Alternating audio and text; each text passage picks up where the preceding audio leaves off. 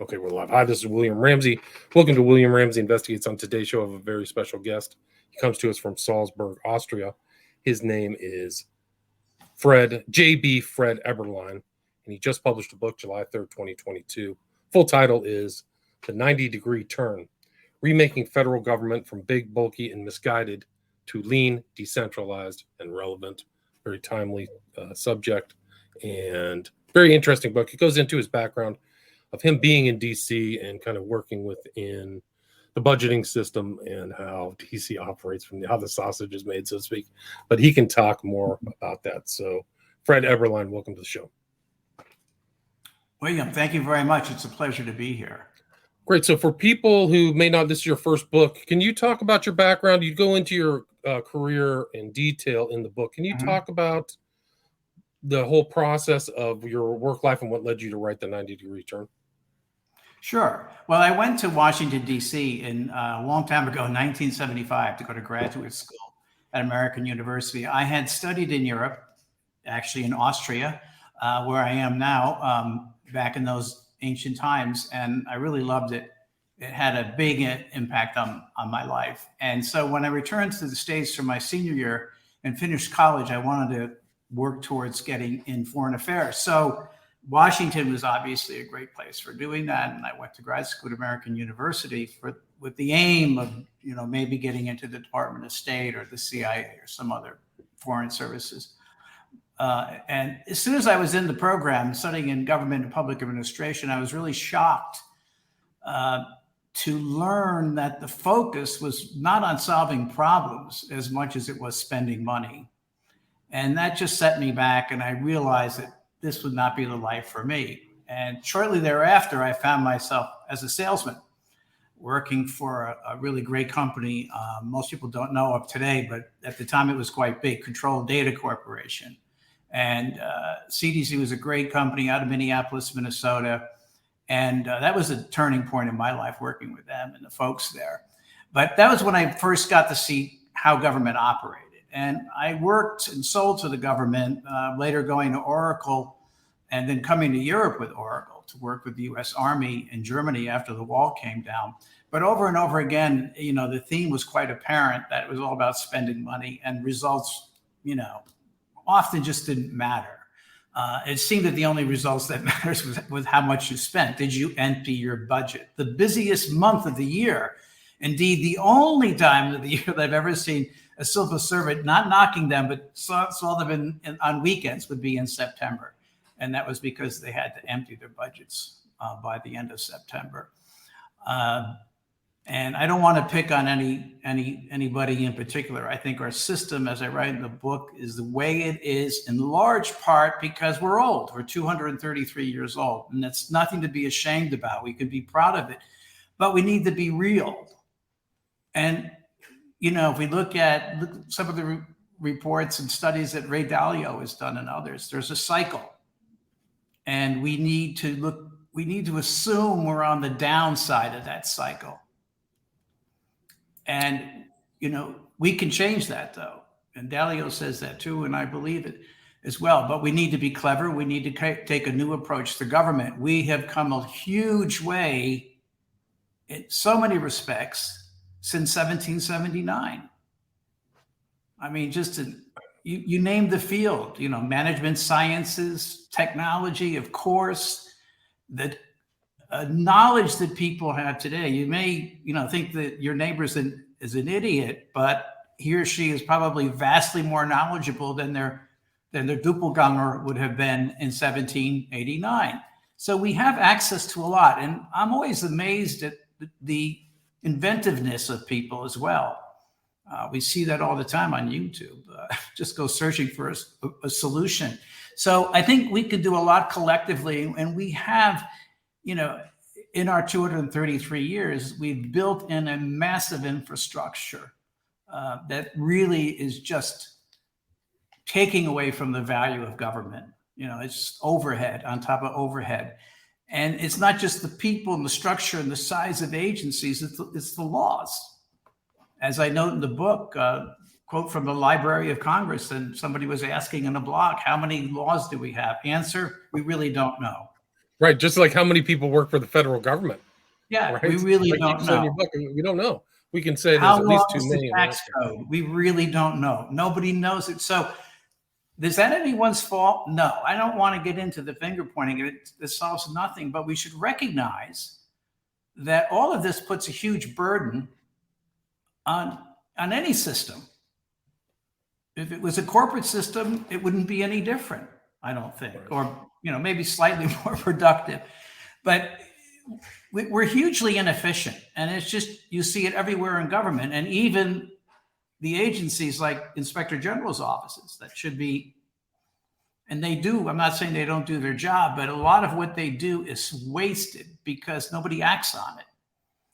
I point out in some of their reports that and if you go to their website, to the, what is it, integrity.com or whatever it is, I forgot the name, but there you see reports that, or compensation for potential benefits, not real. So they're awarding themselves, they call it, refer to it as like, money, but it's potential savings. It's not real savings. So what the hell is potential savings? So, the government runs on the idea of potentially we did something good and that's good for the country. And I say baloney to that. It has to be real. And if it can't be real, then don't waste your time and our money doing it. And we spend a lot of money just on busy work. We're a very busy country, but unfortunately extremely unproductive when I talk about the federal government. Other segments of the U.S. are amazingly efficient, but the federal government is at the far end. Anyway, I think I got a bit off track with your question. No, but I think that's very important because you are looking at the problems in government, the lack of efficiency, the lack of funding restraints. You use the healthcare.gov website, Halliburton. Right. There's so many examples of overspending, misspending, and we're kicking the can down the road. We have a $30 trillion deficit that we're just financing with paper money, and at some point it can't go on. Yeah, they think that that's gone from, was it 5.6 billion, a national debt accumulated with 200 years of annual deficits, which today is up over 25 billion more, or trillion more, excuse me. Within the last 20 years. A billion before, I meant $5.6 trillion in our first 200 years. And to think that's 6x today. And that's the real crux of the problem, in my analysis. The inefficiency of the government's one thing. But I believe, and it's a bit cynical perhaps, but I think it's true that Congress are elected officials, because they're so dependent on campaign financing, that they exploit this complexity. Okay, as I write in the book, it provides camouflage to fundraising centric politics, and that's the real crux of the issue. I believe that's the focal point, because Congress is inherently, I must say, corrupt insofar as they depend on raising money to stay in office. It's just part of the job. And it shouldn't be, but it is. And it's a bigger and bigger and bigger piece of it. And the money it's not speaking, in the democratic voice. It's weighing the scales and benefit of the people that are already in office. So as I note in the book, back in the 70s, the professor at Yale, Mayhew, noticed that there was a shrinking number of the turnover in people in Congress was shrinking. He really didn't know why. Today we have a much better understanding. And it's the money goes to people, to the incumbent, more than the up and coming candidate. The incumbent is more likely to win. So you want to, if you're a pharma or banks, you want to bet on the winning horse. So money has had a very bad influence on the whole system in many respects. And I believe that's the focal point. And that's why I said, and that's obviously the most controversial point in the whole book is that Congress should be removed from its control over money. Obviously, this doesn't happen overnight. It's a phased thing, but I know some states are inefficient too, but I'd rather have the states managing it now just because of the gross negligence we see in Washington. It's almost like you got to come in and rescue these guys. It's like they're shooting up heroin, and we have to stop them before they kill themselves and us. Right. And us, right. Like the crazy drivers at the helm driving us, spending trillions and trillions of dollars. Well, they live in this. Yeah, I'm sorry. I was going to say they live in this falsehood, and this has been promoted by many people, like on the modern monetary theory, is that debt is okay, and that's half true. That's half true, but the debt has to be put to good use, and we're not seeing that at all. I mean, really, infrastructure is falling apart and everything, and yet and lots of other issues, of course. We won't go into them, but the money involvement, it facilitates the incumbent to win, which creates another issue, which is we're not ruled by young, vibrant, free, new thinkers. We're being ruled by a gerontocracy, that some of these people. I mean, I don't understand what Pelosi says half the time. Biden, yeah, we're not getting the best and the brightest are not in there or incentivized to get in there. Very difficult, right?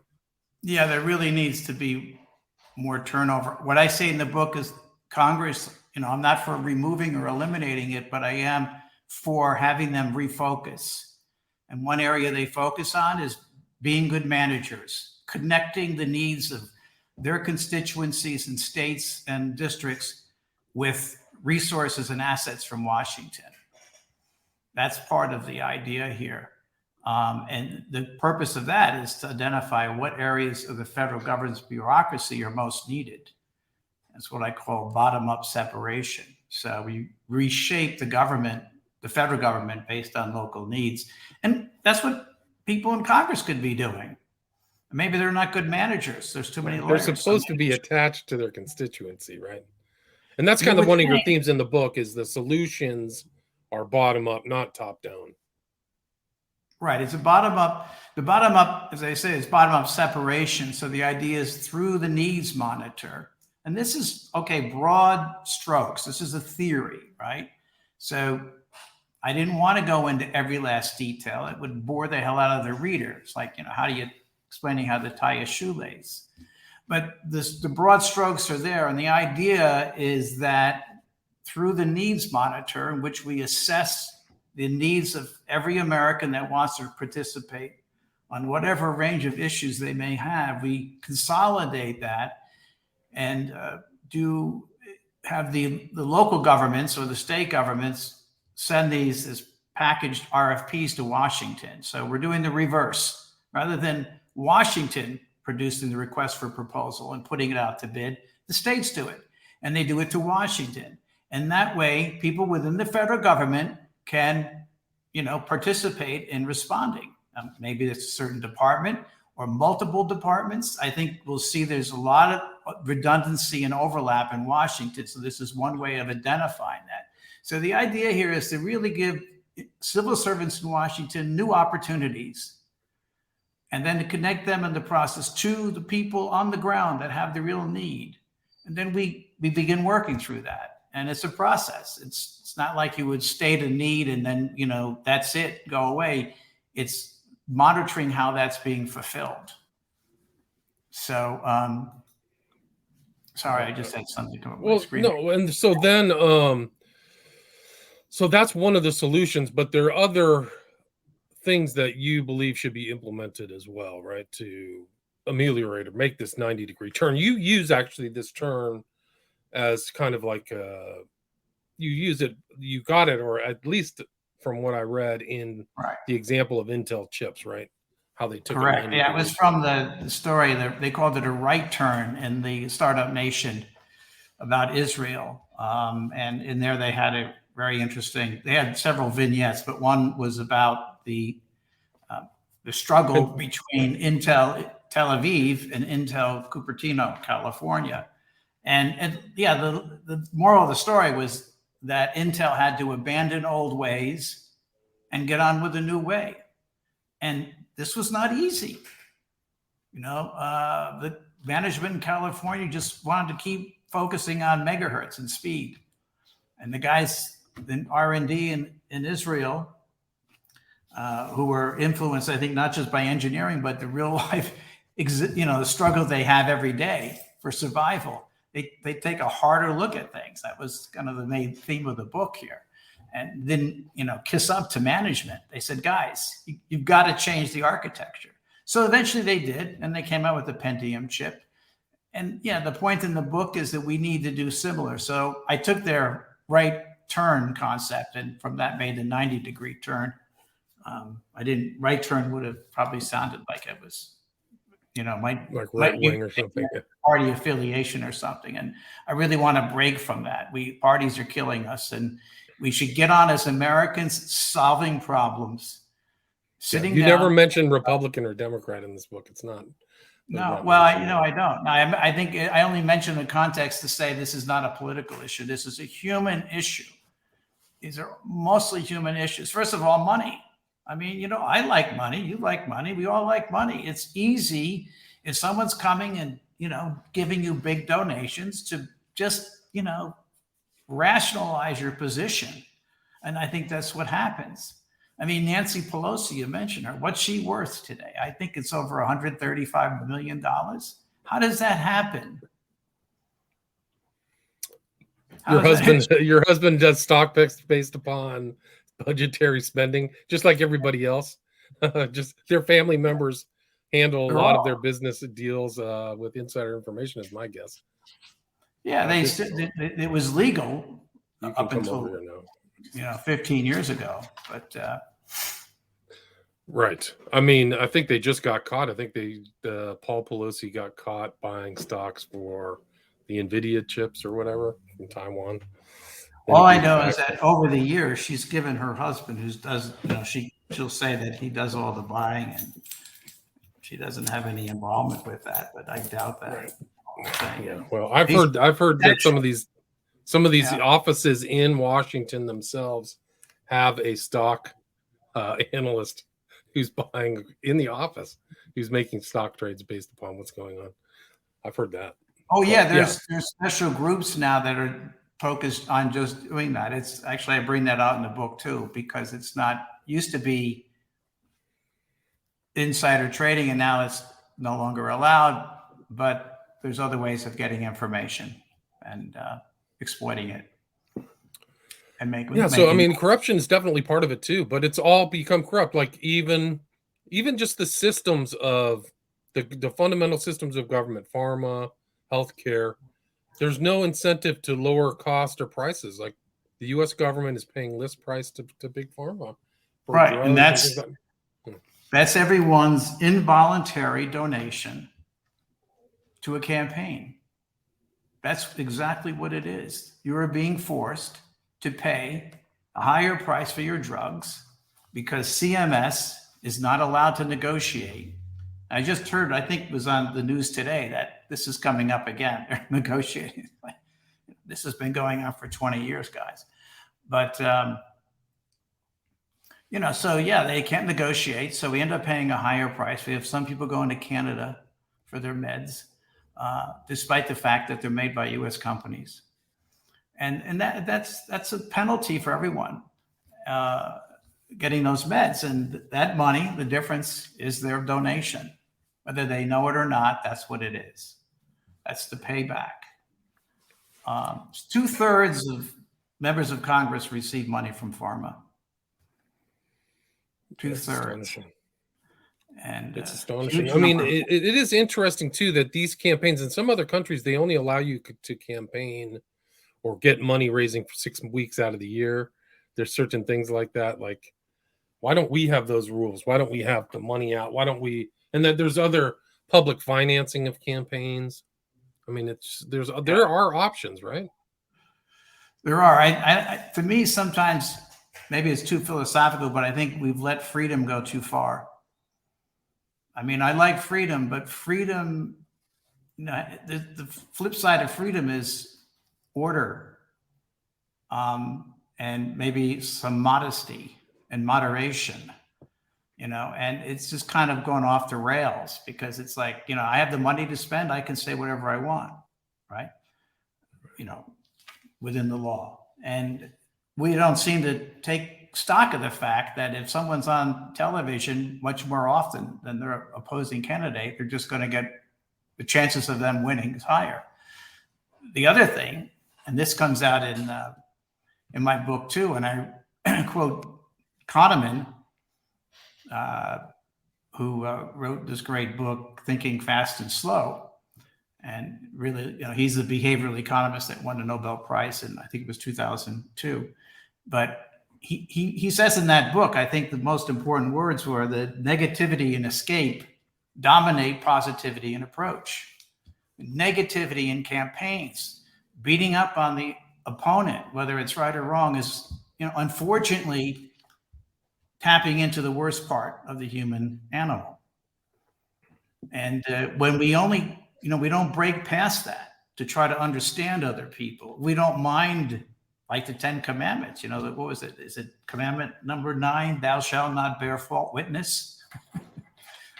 I'm not particularly religious, but I've read that much of the Bible, and why don't we do that? And stop saying nasty things about other people, particularly when we don't know. So there's a lot of negativity in our system today.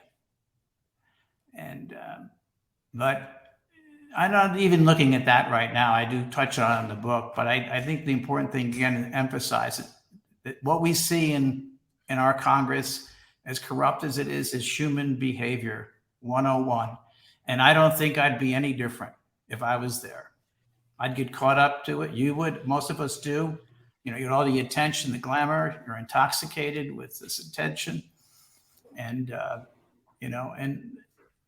that's nice to a point, but they're intoxicated all the time.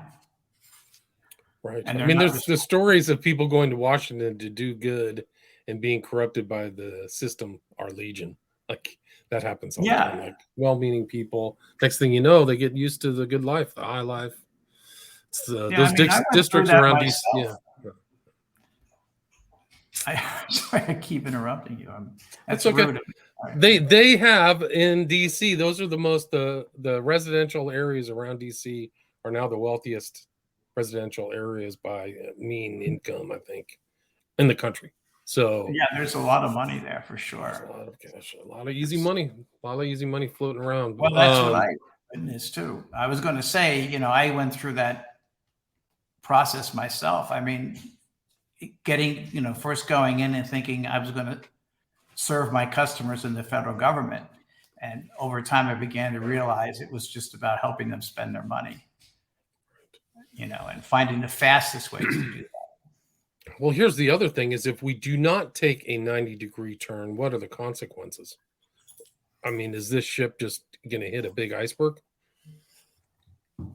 Well, I don't know. I do say in the book, one threat or potential threat I put out there is losing the world reserve currency. I think most Americans aren't even aware of it, and don't realize that as a country, this has been a huge benefit since I think it was secured in 1944. The EU has said they want to be the next world currency. And their GDP is almost the same size as the U.S. So I'm of the belief, and of course we see it now today. I wrote it before the war started, but the more aggression that we see from Russia, the more desperate Europe will be to have an alliance with China. And there's a lot of good reasons for that, not the least of which is that China has a 2,700-mile long border with Russia. And the only country that Russia fears is China, frankly. So the European Union really wanted to bring Putin under control. I think they would do it through China. And part of that pivot, part of that transition could involve change of world currency status to the EU. Again, they've been open about this. And so we shouldn't take it for granted. So I think, when the world sees it, there's a lot of great things about America, American industry and everything, still we're leaders in the world. But when they see our government behaving the way it is and spending the way it has and the debt growing the way it is, then that impacts the value, and impacts the brand, if you will. And it really is the brand, the military power and the brand of the U.S. If that gets diminished, what's the consequence if the U.S. loses its world reserve currency status? Well, with the big debt that, the national debt that we have, the interest rates jumping, presumably a lot, because it's not as easy to get money. I'm not an economist, so I really can't really go into a lot of details on it because I don't know. But it's not a good thing, and we do know, money, interest rates will go higher, and that'll likely have to be made up for some way. And when I see already that the projection is that Social Security will be cut by, I think, 21% in 2035. That's 13 years away. So, an event like that could just, make for even bigger cuts in the Social Security. When you do that, now you've got millions of people that will be pushed into poverty. That's when we begin to really slip over the side. But I think it's clear to everybody we're on a downward trajectory. The numbers clearly show that. And the gross inefficiency of the federal government and the recklessness. I mean, honestly, you've got to wonder, how did they get to Iraq? Right. How did we do that? And nobody was held accountable. I'm sorry, That's one of the reasons why we have a $30 trillion debt. I mean, I think they blew 7, 8 trillion, 9 trillion. It's about that. Yeah, I think it is. And there, I mean, just the money that was made, Halliburton and the cost and the over expenditures could have been a huge money laundering operation. Like aside to it. So that's the old cost plus fee, fixed fee I mentioned in the book. That's been a source of ripping off the government since I was in Washington. And you'd like to get contracts like that. You basically can name your revenue goal. Right. I mean, you talk about those requests for proposal or whatever, where people are just writing what they think you should spend, and they're all kind of working together. Even the salesmen, the sales elites, and things like that. Yeah, I would write them if the client was prepared to take it. We did. That was part of our job. We were like lobbyists. Lobbyists would come in and suggest some new legislation, maybe give you a white paper on it. We did similar things, but with technical requirements. And of course, the impact we had wasn't as big usually. It was just, within a department or whatever. I didn't do any multi-billion-dollar deals. But they do happen, right? I mean, look at the defense budget's $750 billion. Like, you want to talk about bloat. Didn't Rumsfeld say we lost $2 trillion? Like, it's an incredible sums of money are just disappear. Well, absolutely. And what's really sad, and I bring this up in the book too, is this report out of the Washington Post several years ago. Woodward was on it with another reporter, and they had they had disclosed the report that had been written for the Pentagon on efficiency, on savings, and that $125 billion had been identified. And then I think it was McKinsey who did the report. And the Pentagon, it's like, burn that thing, shred it, hide it. And of course, eventually it was leaked to the press and it appeared in the Washington Post. But to think $125 billion that could have been saved. And this, by the way, was without any drastic cuts. It wasn't like they were going to lay off 10% of the Pentagon. No, this was, early retirement, some, conventional approaches, right, to saving money. And all they wanted to do was bury it for fear that, Congress would say you're overspending. And of course, they know Congress never would anyway, but this is the game. This is the game. And it's a damn costly one. It's got to stop. Costly. Yeah. Yeah. Yeah. I mean, what'll happen is that we won't be able to sustain the debt. People won't buy our debt. And then it would just be an apocalyptic situation. Like the money, there would just be massive interest rates like back in the 70s, 18, 19%, 15%. Yeah. Off the charts. The other thing that, not just the money, it's the fact that we're so damn inefficient. It's not just about money. It's about efficiency and value. I think that's really what's missing. Every time there's a problem comes up, there's billions of dollars that are going to be allocated to addressing it. And, those are all good intentions, but the follow through is just pathetic. The efficiency, it doesn't exist. I calculate for every dollar spent by the federal government, we get less than half a penny of value in return. It's nothing. It's incredible. So we're paying, about, I do it. That's the value gap, right? Talk about a standard, I think, Ford sedan or whatever.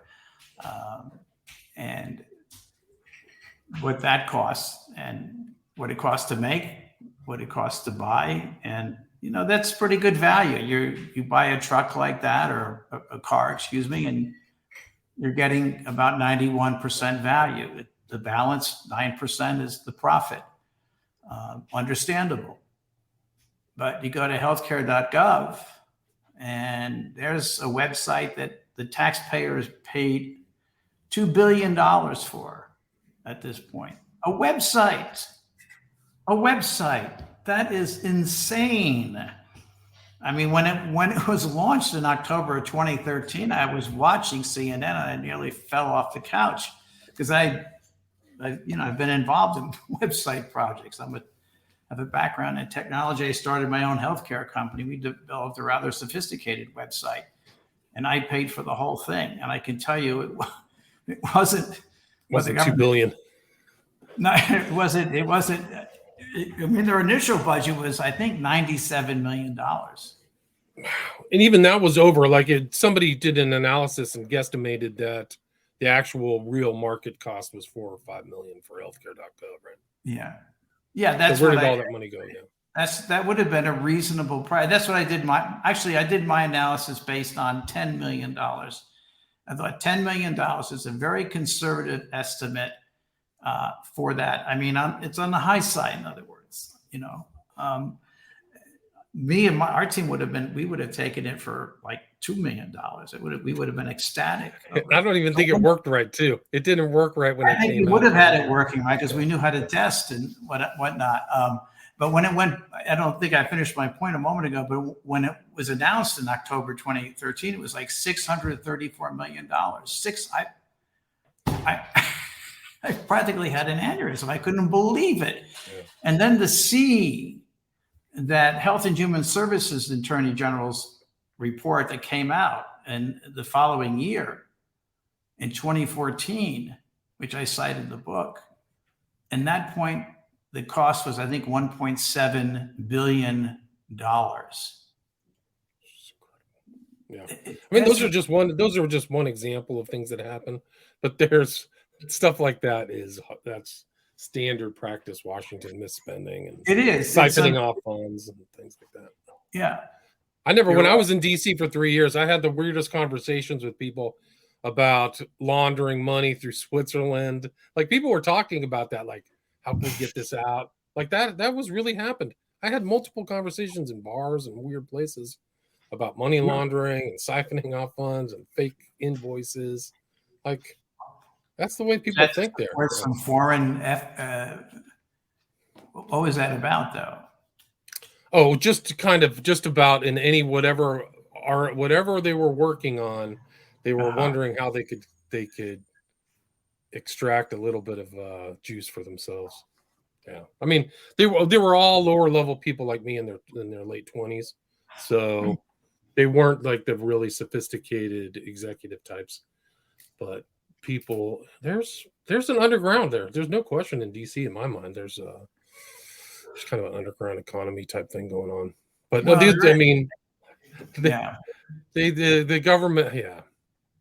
Well, there's certain things that don't have oversight. The Defense Department doesn't really have. I don't think there's even one kind of case of fraud ever brought up against the Defense Department. Like I can't even think of one. And some of these expenditures, especially for the military planes, are boondoggles, billions and billions and trillions of dollars spent on these projects. A lot without some things to show. So there's a lot of problems. There's a lot of misspending. It's really a problem for future generations this country hasn't faced before. They've definitely been in financial straits, but this whole debt situation is very, very thing. Fred, we're at 36 minutes. I think we should kind of move towards wrapping it up. What would you like to add, or anything I missed, and then tell people where they can get the book and reach out to you as well. So, Yeah, well, they want to go to Amazon, and that's where the book is in paperback and Kindle. It's a short book, 124 pages. I wanted to keep it simple, easy to read, because it's, for me, kind of a beginning point. It is a philosophy. It's a concept. Some maybe prefer to call it that, or a blueprint. But I put forward these ideas on how I think we can rescue our federal government, bring value to it, and just help the whole country and actually get Americans involved in government again in a good way, where they can say, yeah, here's an issue and here's a solution to that based on whatever it is, you know. I think the local governments, again, ought to be the ones driving it. I think when it comes to things, speaking of defense and Department of Defense and their spending, I think if we bring some of those decisions like stealth bombers I mentioned in the book, many, many other examples, but if we start looking at that in proportionality to other needs in the country, we might determine that we don't need to, an arsenal that's 5x the next biggest one. Right. And I think this is part of it. So the idea is to bring proportionality into the discussion, and for people to begin to realize that, they're going to spend hundreds of billions on something, for one thing, when that money could be applied to maybe something else. And it's really to help bring balance and common sense and streamlining into government and into our lives. Right. It makes perfect sense. It's definitely these principles you have in your book should be applied to DC immediately. And then where's the best place for people to reach out to you if they want to talk to you or ask questions about the book? Well, I give my email at the end of the book because I want to stay in touch. I can announce my email address now. It's jbfred.eberlein@gmail.com. So anyone's happy to hear from folks. And my plan going forward is to try to build on this and create the dialogues, have discussions, and maybe, hopefully, at some point, I'm reaching out to some academic institutions, but if there are any listening, I'd like to do some mock-ups. I think the next logical step, and this would be going back to my tech background, before we build something, we want to model it. We want to prototype it. We want to see where its weaknesses are, and that's the process I would take. It's highly iterative. You start with a mock-up, you have the concept, you work through it, and that can be done in a number of settings. Probably, would be most logical, though, to do it in an academic setting. So, but I'm open to other ideas because, as they say a lot in the book, we really need to take the steps. No doubt. Yeah, no doubt. And again, your email is jbfred.eberlein@gmail.com. And I'll put that in the show notes so you don't get distributed. Yes. Mm-hmm. And again, a really interesting book. Well done. I appreciate your time. Title of the book again is The 90-Degree Turn: Remaking Federal Government from big, bulky, and misguided to lean, decentralized, and relevant. Just published July 3rd, 2022. Thank you so much for your time. Thank you, William. Pleasure to meet you. All right, likewise. Stay there.